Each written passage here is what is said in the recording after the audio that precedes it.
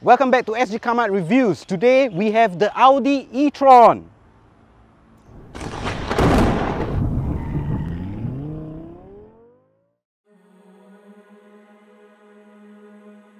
So you might be thinking with a name e-tron that Audi would have made a fully electric sports car or something cool. But they've put that name on an SUV instead. But if the name doesn't give you any clues, this is Audi's take on an all-electric car. With a full charge, the e-tron will give you over 300 kilometers in range. But could the e-tron be the next revolution for Audi since its quattro all-wheel drive system? We find out. So this is an SUV and it comes with an Audi badge. So most people might think that this is the new Audi Q5 or the Q7. But this car is wider, longer and lower than an Audi Q5. And speaking of lower, of course, this e-tron does come with air suspension. So it's sitting a little bit lower than usual. And because it is an e-tron, you have to charge it, right? Because it's an electric car.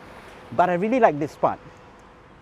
An opening ceremony for your charging port. It's a good conversation starter. The Audi e-tron 55 Quattro is priced at just under $368,000. This car comes with a 265 kilowatt dual electric motor. It produces 355 brake horsepower and 561 Newton meters of torque. The e-tron goes from 0 to 100 kilometers per hour in 6.6 seconds.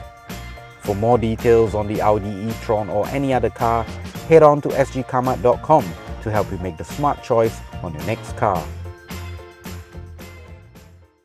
So let's talk about boot space.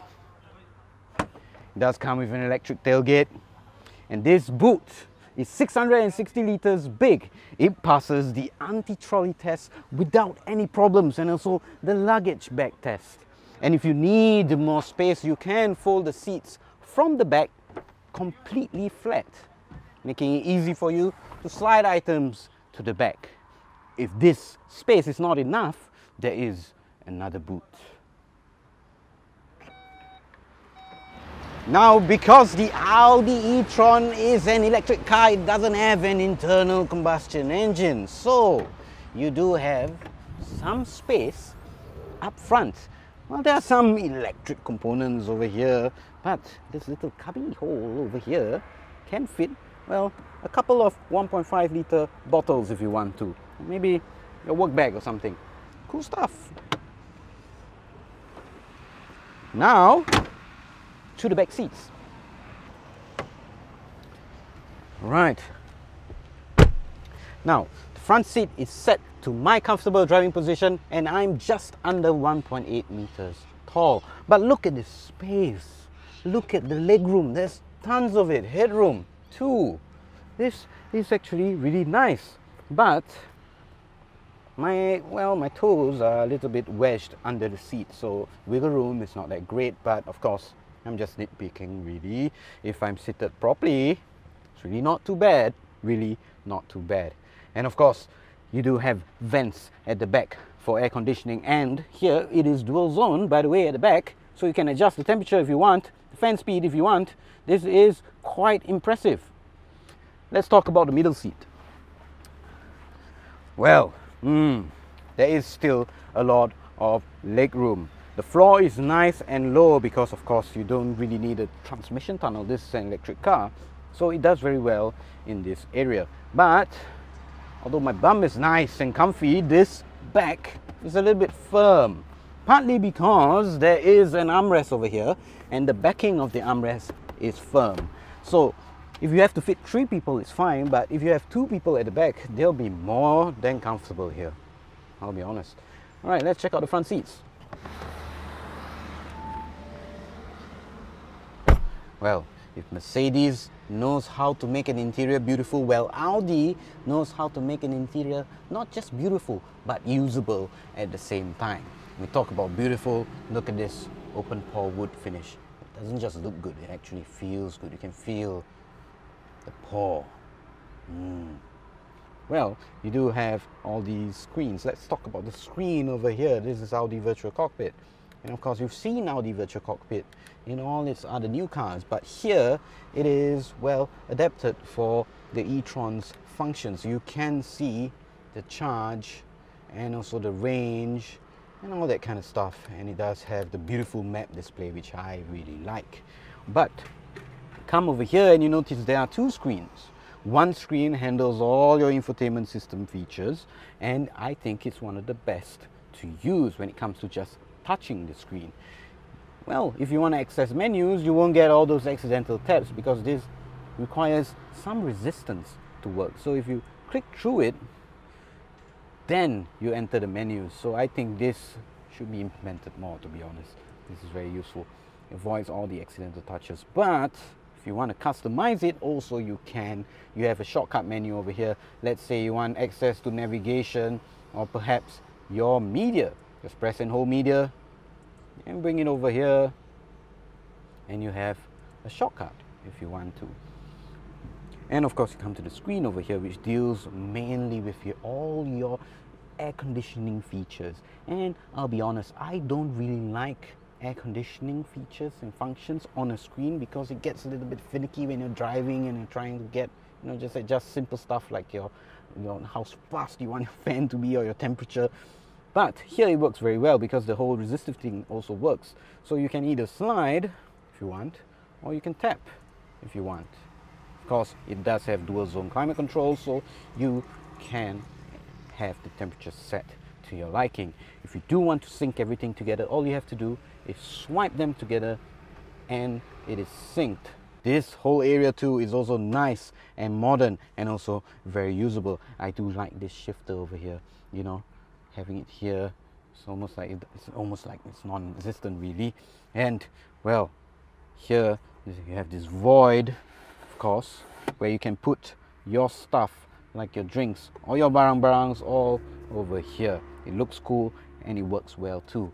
And of course, elsewhere in the interior you do have big cubby holes and big areas to put your barangs. So this is really a very nice interior, I'll be honest. Well, nice interior, nice features. Let's see how it drives on the road.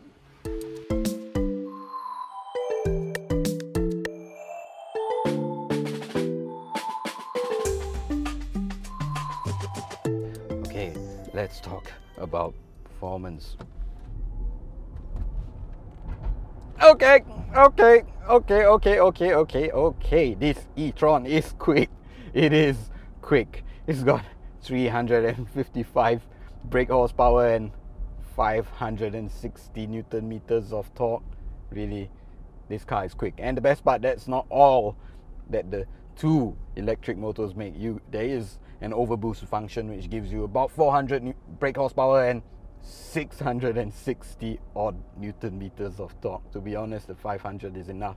And the best part, I was in efficiency just now, so it's still quick in efficiency. That's not bad. But the best part, of course, is that this is electric, so it is very quiet. It delivers all that 500 Newton meters of torque in absolute silence. That is quite impressive. All you hear is this gentle hum of the electric motors. It's actually quite pleasing. And of course, when you talk about quiet and quietness in general, this car is very comfortable.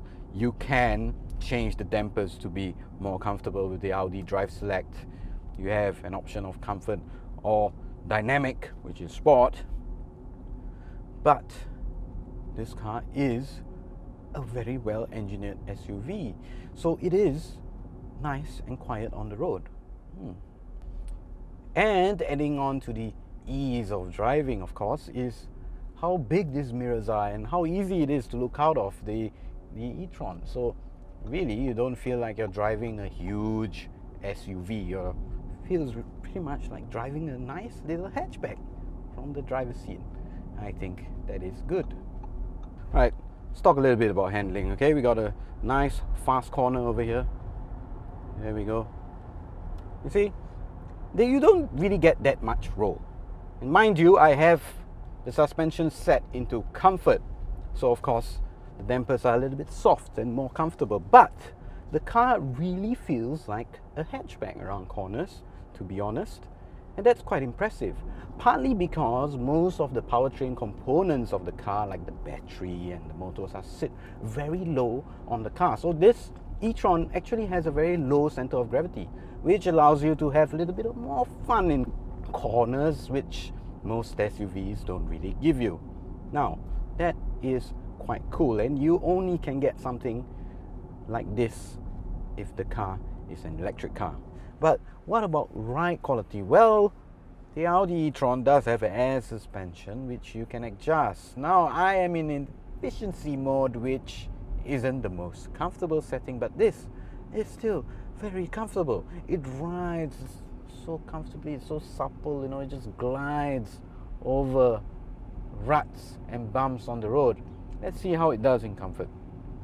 Right, go into comfort, the suspension raises just a little bit. See how this rides. Wow, this is very good. You really can't beat air suspension, to be honest. But of course, if you want to be a little bit more sporty, you can just get into dynamic and the suspension goes into the lowest setting. By the way, there is an indication over here of how high the car is. So now the dampers are a bit more sturdy. They feel harder, more responsive. The steering is a bit more weighted also. Oh. Now, of course, this e-tron has a lot of tech when it comes to its electric powertrain, and Audi presents with its Regen Braking and stuff like that. But this car doesn't really have stuff that you usually expect from a car of this price. For example, it doesn't have air standard, your lane keep assist, active cruise control. All these, I believe, can be optioned. But if you want to control the Regen Braking on your own, you can use these pedals over here. You might be thinking you're going to shift through gears, but what it does is control your Regen Braking. So when I press down, you get 1 to 2 stages of Regen Braking. Now, the thing is, the Regen doesn't come, or rather bring the e-tron to a complete stop. You still have to use the brakes. But if you ask me, this is really very smart. Putting it here gives you all that control whenever you need. So when I'm driving this car around, all I'm doing really, when I'm doing slow speed turns, is just getting on the throttle and then pulling these pedals just to slow down.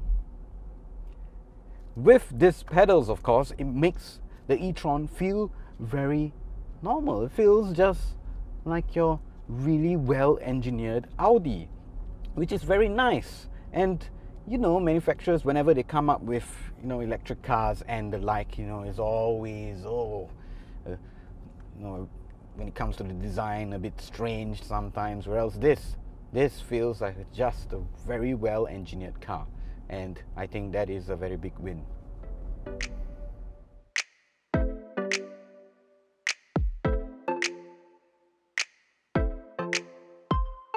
So, is it a will buy, won't buy, or go try the Audi e-tron? Well, to me, this is a will buy. Let me tell you why. The e-tron's main competitor is the Jaguar I-Pace. Now, that's a very fast electric SUV. That is very aggressive. I think about 700 Newton meters of torque just hits you. And it also is a very cool looking car. But the thing is, when I want to buy a car, if I want to buy an SUV, you know, I want something that is established and comfortable and, well, does the job well. And this, if you remove the element of electricity out of the e-tron, this is a very well engineered SUV. I feel it is quiet, comfortable, and very refined. I think Audi e-tron is your best bet if you're looking for, well, an established SUV. Of course, I mean, it has 500 plus Newton meters of torque. It's not slow by any means. This is very quick. It does about 300 plus kilometers for every charge. I think this is good. This is good, really. This is good. Well, that's pretty much it for the review of the Audi e-tron. Well, what do you think? Would you prefer the Jaguar I-Pace? Well, leave your thoughts in the comment box down below. And if you want to see more reviews from sgCarMart, well, like and subscribe. I will see you guys next time. Till then,